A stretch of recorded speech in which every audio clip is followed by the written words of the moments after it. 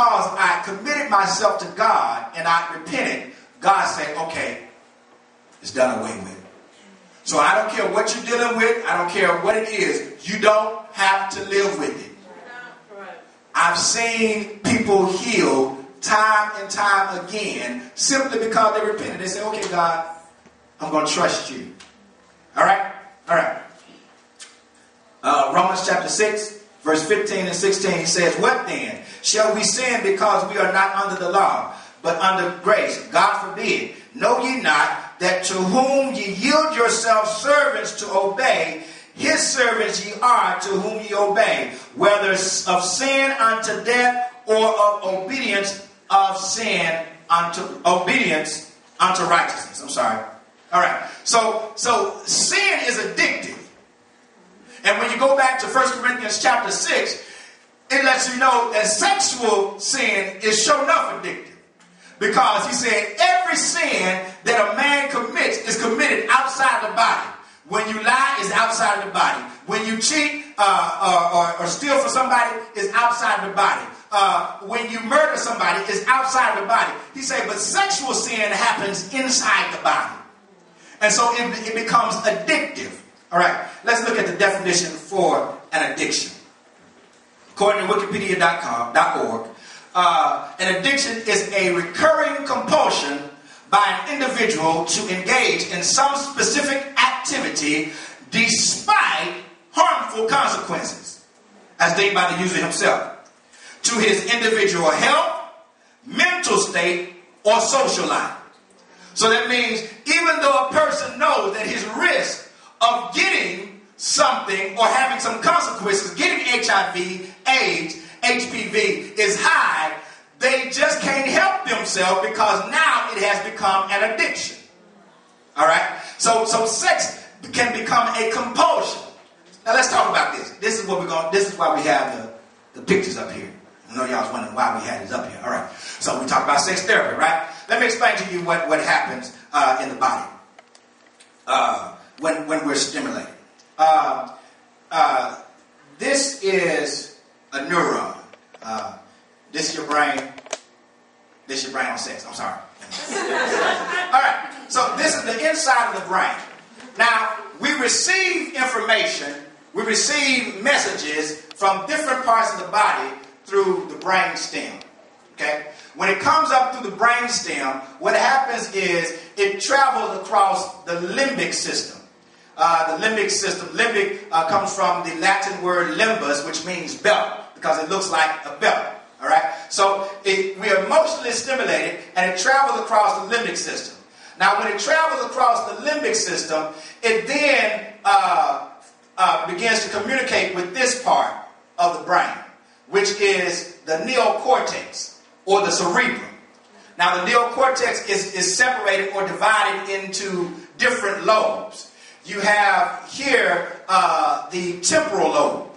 The temporal lobe is the lobe where the hearing is processed.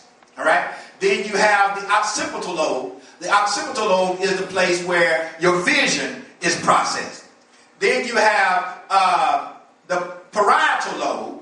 This is the lobe that it maps out things. It's like an internal GPS. It gives you a sense of space and time. Then there is the frontal lobe. And the frontal lobe, that's where long-term memory is processed. Now down here you have the cerebellum, which is also called the little brain. This is where your movement takes place. And then up in here you have the medulla oblongata.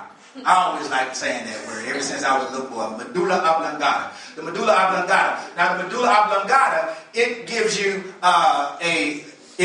coordination and balance, and it also helps you to process your sense of smell.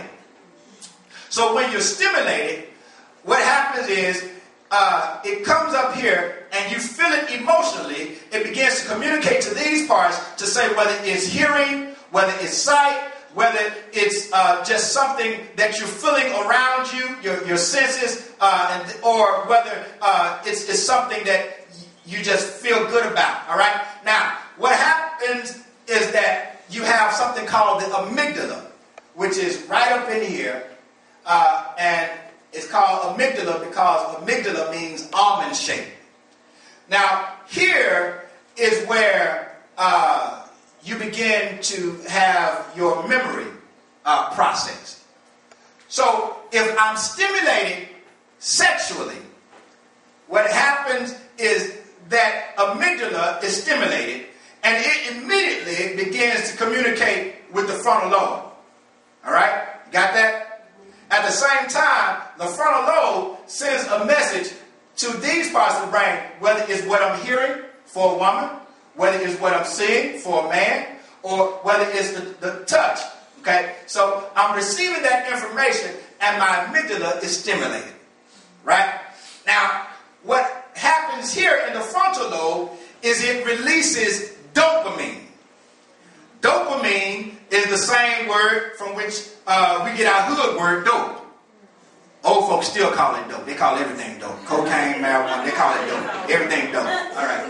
So dope. So it is released in the bloodstream, and it has a narcotic. It has a narcotic type of effect. And that's why after sexual activity, you want to go to sleep.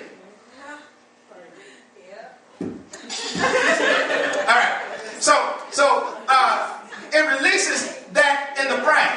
And so now your body has been engaged, and dopamine, what it does is it rewards your body based upon the sensation. It rewards your pleasure center in your brain and saying, man, that was good. So you are rewarded, and the happy center in your brain is just shooting off. That's these neurons. And so all that stuff is happening when these neurons, because those electrical pulses, they're being sent throughout your body from your head to your toe, and most of them are in your brain and in your heart. All right. And so you begin to feel these sensations, and these neurons are firing, and they're talking to one another saying, oh, this good, this good, this good, this good. It's going all throughout your body. All right? And that dopamine is being sent right back to your brain, and the pleasure center in your brain is saying, oh, get some more, get some more of this. Now, the problem is that if it's in the confines of marriage, this is not the problem. If it's in the confines of the marriage, there are some other chemicals released in the system. Oxytocin, which is primarily released in women, but it's released in men also. And epinephrine is mostly released in men, but it's released in women also. All right? Oxytocin is a bonding hormone, and it causes people to feel bonded to one another. Okay? And then epinephrine, which actually stores the memory in the frontal lobe. It goes through your bloodstream, takes that experience, and locks it in whenever you're stimulated. All right? So it locks it in. Now, if I come across anything that reminds me of the experience that I had, whether it is whipped cream, strawberry, certain smell, somebody who looks like him or her, a certain sweater, or a movie we watched together, or a song we heard on the radio, okay?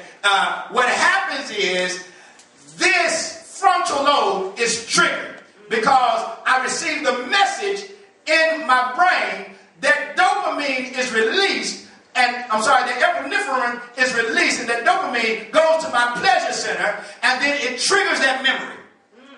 And what happens when it triggers that memory plays over and over and over and over again, much like a broken record. And it does it several thousand times within a 60-second period.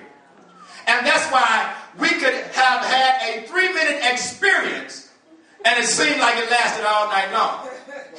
Because it's playing over and over and over again in our head. However, the emotions are triggered, but I'm not getting enough dopamine release. You got it? So what I want to do now is every cell in my body has been encoded with a message that said, Oh, you remember that? That was